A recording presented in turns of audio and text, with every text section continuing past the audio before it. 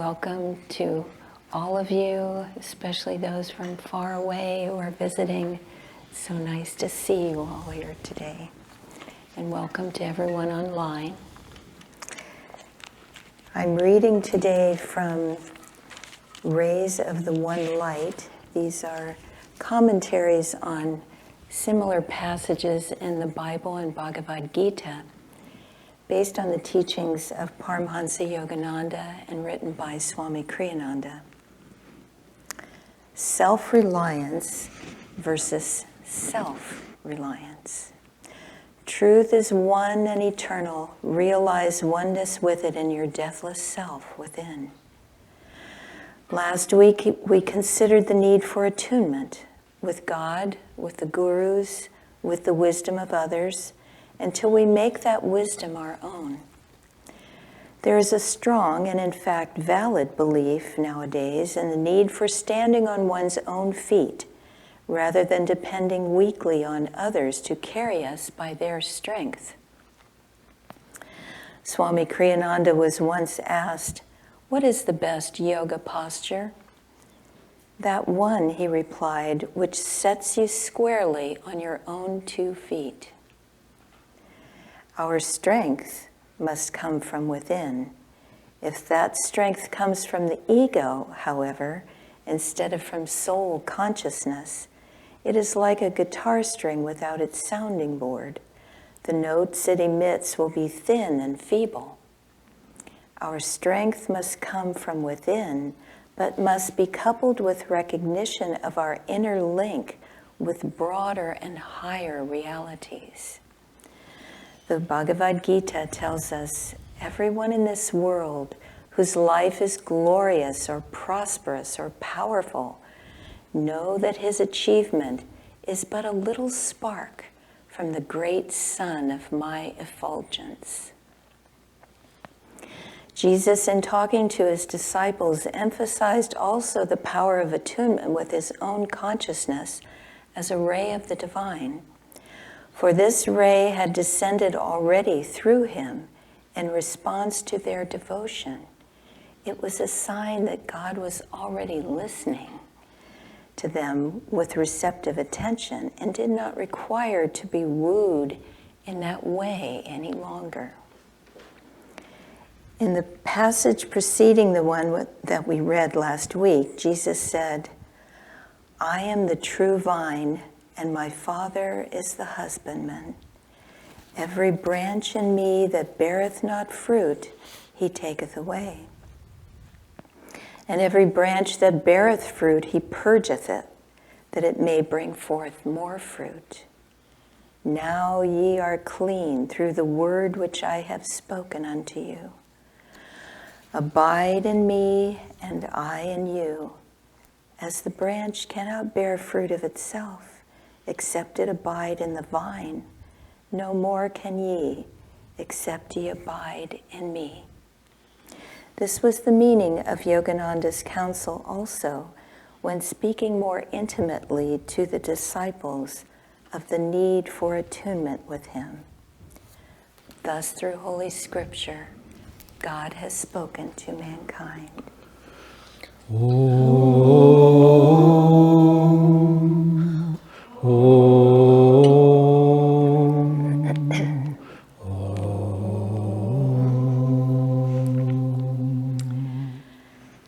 So this morning I'm going to share a story with you. And this is a story that was told at Spiritual Renewal Week, which just ended last weekend. And I hope next year all of you will be able to go to Spiritual Renewal Week, because it was absolutely thrilling to be there and connect with other Ananda disciples from all over the world. It was a great experience. And this story was told by a consummate storyteller from Seattle whose name is Morley. And he told this story after the Indian banquet on Saturday night. And the recording of it won't be released until next month, but I urge all of you to seek it out and listen to all the details. I'm just going to tell you a a summation of it. But it moved me very greatly, and it directly applies to this week's reading. So I'm going to do my best to share it with you. Krishna, as a boy of about 10, after many miracles before that, which I'll save for another time, he had to go to school. He was 10 years old, time to go to school. And so at school, he met another boy his age named Sudama.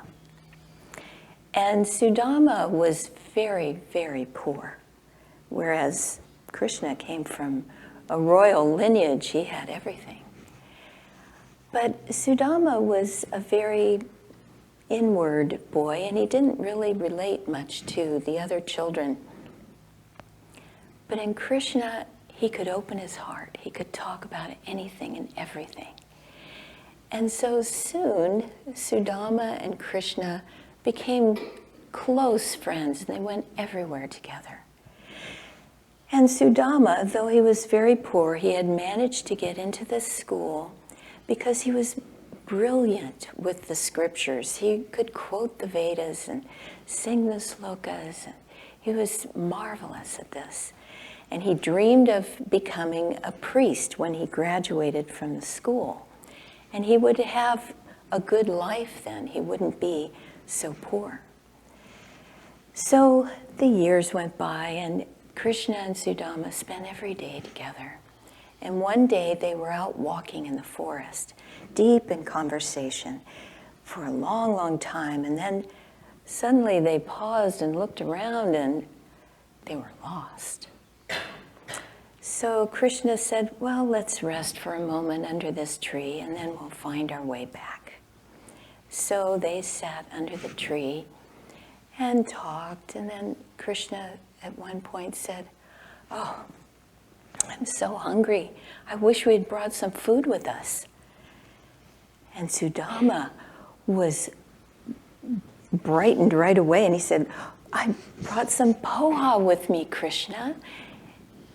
How few things he had to give to Krishna. He was so delighted to be able to give him this gift. And for those of you who don't know what poha is, rice, when it's first harvested, it will last for a little while, but not for a long time. So they figured out that if you boil it, and then you take the rice out and roll it out so that it's flat, and then dry it in the sun for a week or so, it becomes dried and flat and a little bit hard, but it lasts for a long time.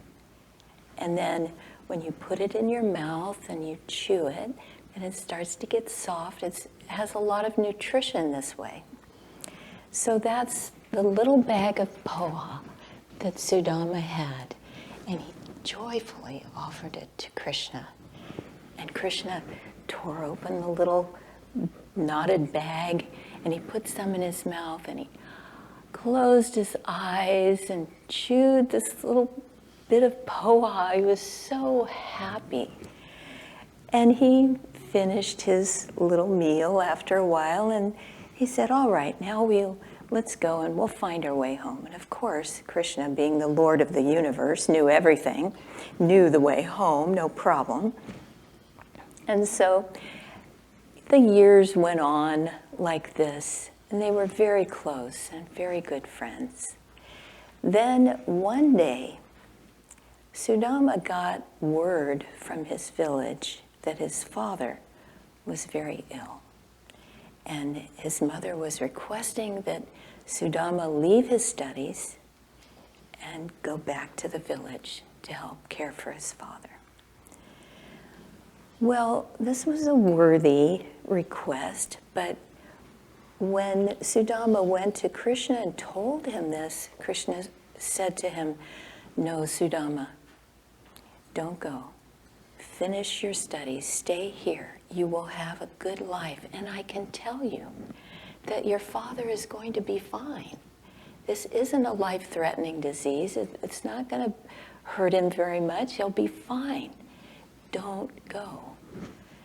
And Sudama said, I know my dream of being a priest is shattered, but this is my karma, and I have to go through my karma. And Krishna, normally so beautiful and so loving and so kind of countenance, suddenly became very stern. And he took Sudama by the shoulders, and he looked him in the eye, and he said, I will take your karma. You don't have to suffer. Let me help you. And Sudama said, it's kind of you, Krishna, but it's my karma to suffer. I have to do this. And then he realized that he had just rejected his friend's very generous offer. He sort of looked at him sideways like, are we still okay? And Krishna smiled, his beautiful smile. And then they parted as friends. And Sudama went back to his village, and it was as Krishna had said, his father was fine. And he had given away his opportunity to have a better life. He was very poor, abject poverty. But after a while, he married, and he married someone who was just as poor as he was.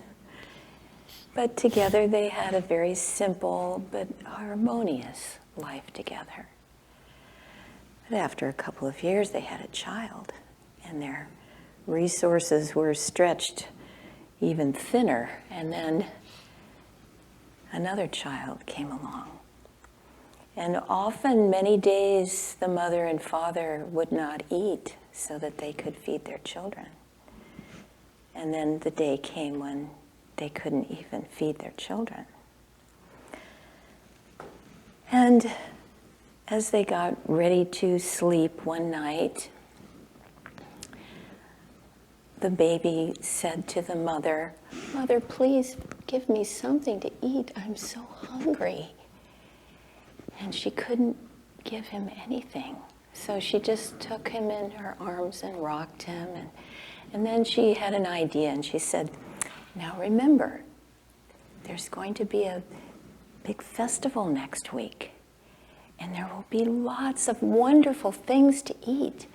What will be there?" And the baby said, "Oh, lychees." And the other child said, "Gulab jamun." And they started playing a game of all the things, wonderful things they could have to eat at this wonderful festival they were going to have in the village the next week.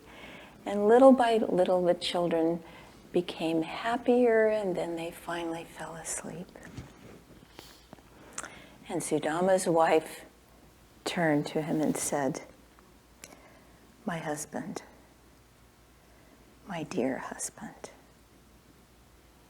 there are 4 duties that parents have for their children: to feed them, to shelter them, to give them an education, and to be role models for them. My dear, you are failing in every one of these." And Sudama hung his head. He knew she was right. And many times through the years, she had asked him to go to his friend Krishna and ask for help. And he wouldn't do it. But this time, seeing his children hungry, he agreed to go. And so his wife looked around their tiny little mud hut, threadbare, looking for a gift to give Krishna. What could they possibly give him? They had nothing. So she went to a neighbor who was nearly as poor as she was, and the neighbor gave her 4 handfuls of poha. And she rushed home and she divided it out so she could give a little to her children. And she took one handful, she ripped a piece of her garment to make a little bag for the poha. And she tied it up in a little knot and put it at Sudama's waist on his loincloth so he could take it to Krishna. And he set out. It was a long way, and he hadn't eaten for a long time. He had no shoes, no shirt to cover him, and it was a very fierce sun. It burned his skin and blinded him. Sometimes he would stumble and fall. His feet, bare feet, were bruised and hurting and bleeding. He slept out in the open or under a tree. But eventually, he made it to Dwarka, Krishna's city where he had his beautiful palace. And as he entered Dwarka, Sudama stopped, looked at himself and thought, oh my goodness, I'm filthy, I'm wounded, I'm a mess. How will I even get into Krishna's beautiful palace? They won't let me in. But he went there anyway, and Krishna's palace was made into three, an outer wall, and then a garden, and then another inner wall, and then inside that, the innermost palace where Krishna was. So Sudama came to the first gate, and he was about to try to explain that I'm a friend of Krishna's, even though I look like this. And the guards fell down and said, please, holy Brahmin, come in. Krishna is waiting for you. And he went in the first gate. And those three gates, yogis can think about what that means. And then the same thing happened at the second gate. He was allowed to go in. And at the third gate, the door was open, and he could see Krishna and Rukmini, Krishna's queen, who was an incarnation of the goddess Lakshmi, all prosperity and good fortune. His wife, his queen, they were sitting on a couch, and they saw Sudama, and they came running out to greet him. And Krishna fell on his neck and embraced him.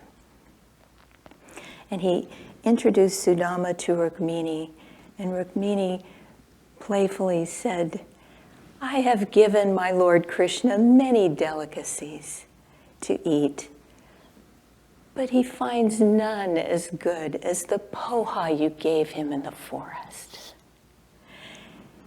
And they laughed together, and then they brought Sudama into the innermost palace, and Krishna called for warm, scented water, and he helped to bathe Sudama and untangle his matted hair. And he put sandalwood paste on all of his sunburned body and eased his bruise from his feet and just took care of him. Then he called for royal clothing. And Sudama dressed in silks with embroidery, soft against his hurt skin. And he sat down with Krishna, and Krishna became playful. And he said, so, Sudama, did you bring me anything? And Sudama had been too embarrassed to offer him his gift after all this lavish kindness that had been bestowed on him. And very shyly, he reached to his pile of tattered clothes and he undid the little bag of poha and he offered it to Krishna. And Krishna snatched it and he tore it open and he put some in his mouth he started chewing, closed his eyes. He was in heaven to have this poha from his friend again. And then Rukmini had arranged a banquet, and all three of them sat together and talked long into the night, laughing and just in this bliss of friendship. And then as Sudama was getting sleepy, they led him to the best bedchamber in the palace, their own bedchamber. They asked him to lie down on the bed, and Krishna stood on one side and Rukmini on the other side, and they fanned him until he fell asleep. And in the morning, he was so touched by all their love and kindness, all their attention, that he greeted them and he said, "This has been the happiest moment of my life, but now I have to return to my wife and children. I need to take care of them. I can't leave them alone."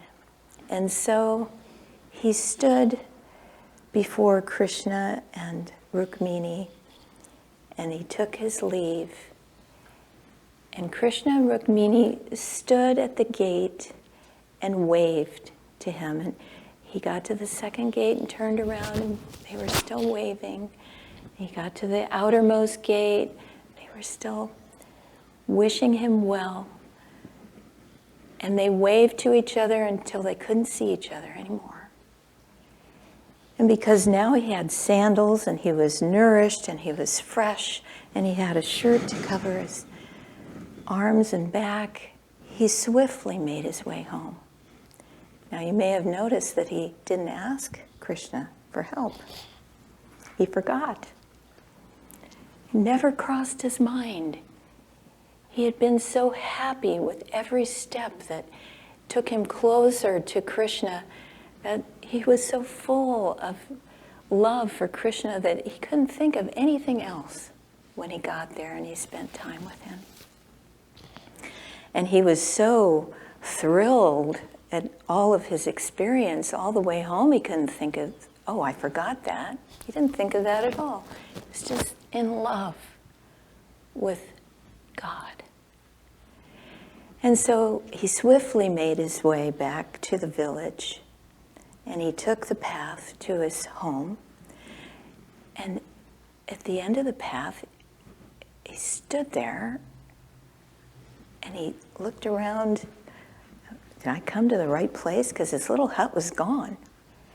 And instead was a 7-story, yogis, think about that, 7 stories, 7-story beautiful mansion of a house with gardens and servants.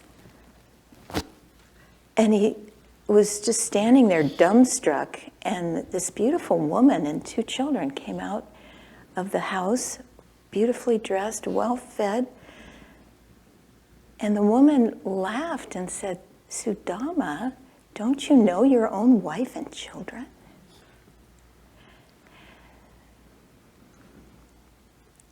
So when Sudama had not taken Krishna's offer of helping him, that was self-reliance of the ego. When he opened his heart and he was receptive to feel the continuing, constant love of Krishna, then everything came to him easily. And so let's remember this story when we try to grit through our karma and think, I can do this, I'm going to do it. Instead, let us relax and give it to God and say, God, help me to do everything I need to do. Help me, work through me, God is the doer in everything. We think we're the doer, but that's the big delusion. God is doing it through us. Invite him. Have him come into your life. And then the goddess Lakshmi of prosperity and good fortune will flow through every aspect of your life. This story is very touching, and when I sort of used up my napkin at the dinner when I was listening to this, because it went on for a long. Nirmala gave a beautiful rendition of it, but I mean it's much longer. There's a lot of nuance in it. One of the little parts that grabbed me is that when Sudama gets to Krishna, one of the first things Krishna says to him is, "You waited too long. It's been too long. You've been bad. You should have come to me." And as a friend would say, you've been hoarding yourself. You haven't come to me. And I love that because this story is an interesting parallel to a parable that Christ tells in the New Testament of the prodigal son. It's the son goes off and he goes into foreign lands and he wastes his inheritance on riotous living and et cetera, et cetera.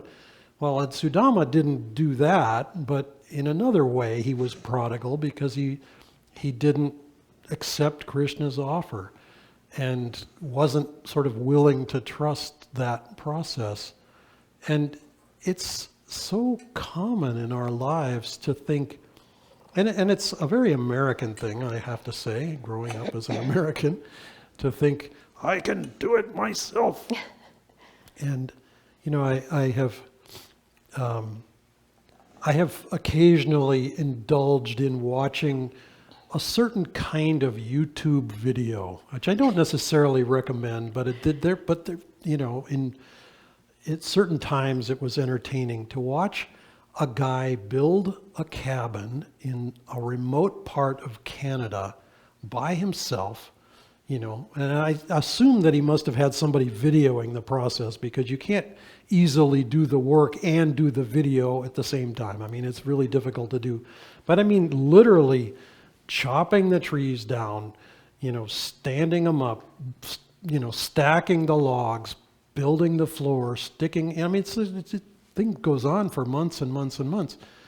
And you think, okay, well, that's fascinating and that's impressive in a certain kind of way to be able to do that with like a shovel and an axe, like those are the two tools that he's got to use, or maybe a saw or something. But I mean, it's like absolutely minimal. And okay, fantastic.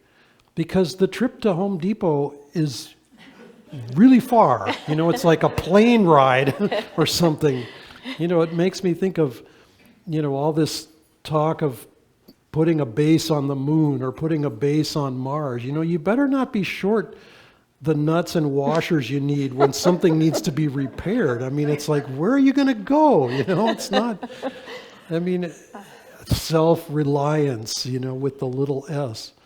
But it's so common to think of how sort of our reality shrinks in on our own little definition of self. I was struck the other day reading, I don't know why this kind of physics always gets a hold of me, but it just intrigues me.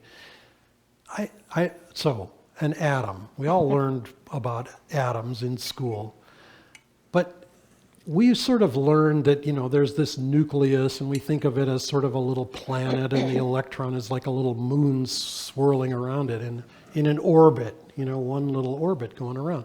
Well, that isn't it at all. An atom, if you could expand the thing to the size of a stadium, like a baseball or football stadium, the nucleus of that atom would be the size of a grain of sand in the center of this field of play. And the electron would be whizzing around in the stands somewhere at 1% the speed of light, which would turn it into a cloud, I mean, 1% 1% the speed of, as a tongue twister, the speed of light is really, really, really fast. And it's all taking place in this tiny little atomic structure. It makes this cloud. Well, that cloud has magnetism. It has force to it. There's a push to it, which is why, even though this thing is mostly empty space, seemingly, there's a certain magnetism to it. Well, that's what our ego is doing. Our ego is this little nucleus around which self-definitions are swirling, and they smash into stuff. And, it's like we run into reality on a certain level, and that's what Sudama ran into with defining himself as, no, it's my karma, I have to go through it. Well, and God is saying, yeah, it may be your karma, but you don't have to go through it, because you can get into grace, you can get into a flow. And this is what Master gave us with kriya-yoga.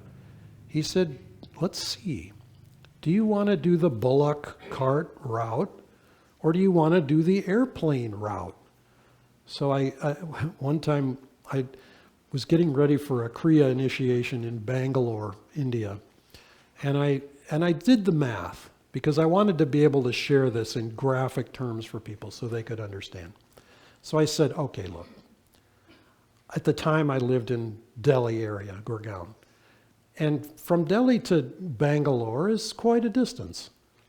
To be precise, it's about a 2.5-hour flight on an airplane, okay? If you take the bullock cart route, it's going to take you about 2.5 months. So which would you rather do? Walk through the center of India in the hot sun, sitting on a cart with a bull pulling at you, or get on the airplane and fly? I can tell you how many times we took the flight. Even the train ride, by the way, is like 2 days, or a day and a half at least. It's a long, long, long way. Made that trip exactly 0 times. Made the plane flight lots of times. And it's not a bad flight. They feed you if you want it. I mean, etc. It's like, get on the plane. That's what Krishna's palace represents. That's what the 7-story house represents. It's get into the spine and get into the journey and get to where God is. Because we've wandered around, and you think of, okay, well, where did Sudama go? Yeah, he went back to his village, when he went away from school. Well, what does that represent? It represents hanging out in the lower chakras. It represents hanging out in the reactive process, the outer world of Maya, which is suffering. The Buddhists have this lovely saying, very pithy, as Buddhist sayings often are. Life is suffering. And it's like, yeah, let's see. If it's lived in that kind of way, it is, because every time there's something positive, every time there's an ice cream cone, or okay, this is an example from my own childhood. So we're going to visit Uncle and Auntie in Washington, D.C., and, they really they really treated us. I mean, we got the ice cream cones. Of course, sometimes we dropped them, and that's not fun, because then what are you going to do? Are they going to spring for another one, or, et cetera? They bought us balloons, okay? Not just little flinky ones like this. I mean, we're talking big helium balloon, like about this big, or at least that's my memory now. I was a little kid. I was 5 years old, but anyway, it seemed really, really big. Well, one of them got away. And then the thing is just, and it's, what a bummer, you lose your balloon. It's going off into the sky. It's like, geez, tears of sorrow, and, because it got away. You weren't paying attention. Your sister distracted you or whatever. Lots of excuses. But, that's what life in the reactive process is. Oh, I like this. My team won. Oh, snatched defeat from the jaws of victory. It's like, that's what we've run into. Oh, I'm sorry, guys. This thing just does not want to stay. Maybe if I stand still, is that possible? Yes. Very difficult, very challenging. But to take that journey inward, it seems so difficult initially.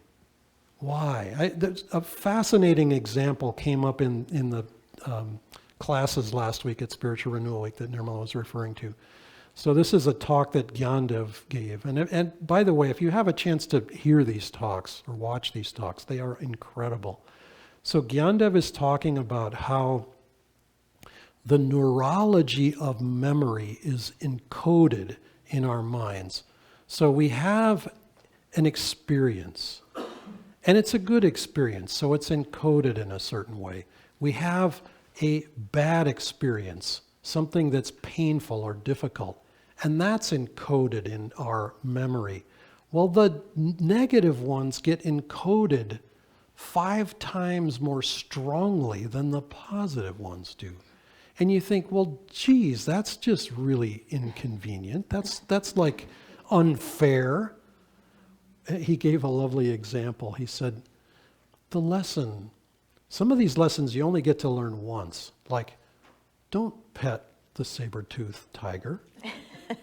That's like a bad idea. That's like the last lesson you learn in that incarnation is don't pet the saber-toothed tiger. So, the universe is saying, would you please remember that in your next incarnation, that's just something to avoid. So, okay, these things are things for us to learn. Don't do that. But they're not there to hypnotize us into thinking, oh, I could never, fill in the blank, become a yogi, become self-realized, know God, etc., etc. That's why Yogananda said the worst sin is to call yourself a sinner. And then he gave the math in the other direction. He said a saint is a sinner who never gave up.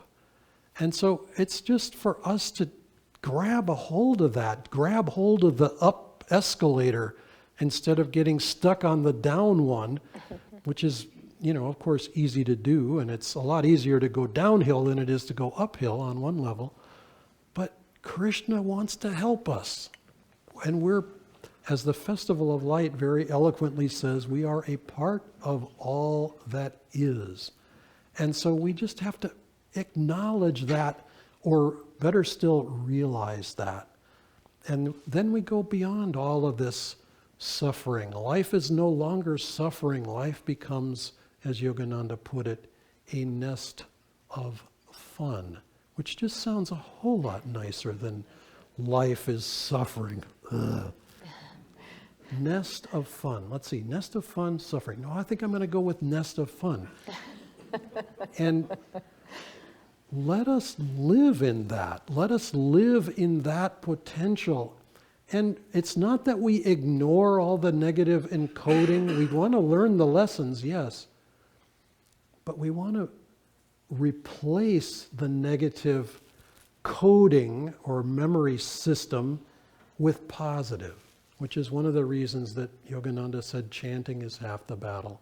Because once you're, O thou blue sky under blue cover, hast thou hidden my beloved Lord? Open thy cover, let me discover my beloved Lord in thy heart of hearts. Once that sort of yearning is encouraged and is nurtured in us, then it's only a matter of time before we completely succeed, because those desires all have to be fulfilled. Namaste. Long I've called you, my Lord, long I've called you. Many years I have longed for your sight. Bathe the darkness with tears of devotion. Offered candles in prayer to your light. How my much longer, friend, must I cry your name? I am yours, ever yours. Will you come? Long I've called you, my Lord, long I've called you. Many years I have longed for your sight. Bathe the darkness with tears of devotion, offered candles in prayer to your light. How much longer, friend, must I cry